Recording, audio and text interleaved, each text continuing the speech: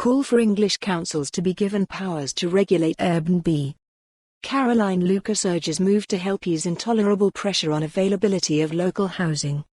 Local councils in England must be given powers to regulate Airbnb and other short-term letting sites in order to alleviate the intolerable pressure they put on the availability of local housing, the Green Party MP, Caroline Lucas, has said.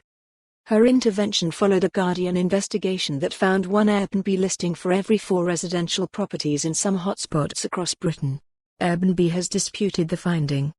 Meanwhile, an organisation representing landlords has warned that imminent tax changes will drive an increasing number of landlords towards Airbnb and its rivals, depriving renters of long-term, stable tenancies. Last month Lucas asked the government to make it easier for councils to impose a 90-day cap on homes let out on Airbnb and other online platforms. Airbnb says the vast majority of properties on the platform are already rented for less than 90 days a year. She wants the UK government to follow Scotland's lead. In January, Holyrood announced new measures giving local authorities in Scotland powers to regulate short-term lets. This includes a licensing scheme with health and safety stipulations, which would also allow councils to address the concerns of local residents. A tax on short-term lets is also being considered. Brighton and Hove City Council should be given the powers to regulate this industry, which is having such a serious impact on an already overstretched private rental sector and on more highly regulated hotels and B&Bs, which are being undercut. There needs to be a level playing field, said Lucas. The pressure put on the availability of local housing by Airbnb in some areas of UK is intolerable.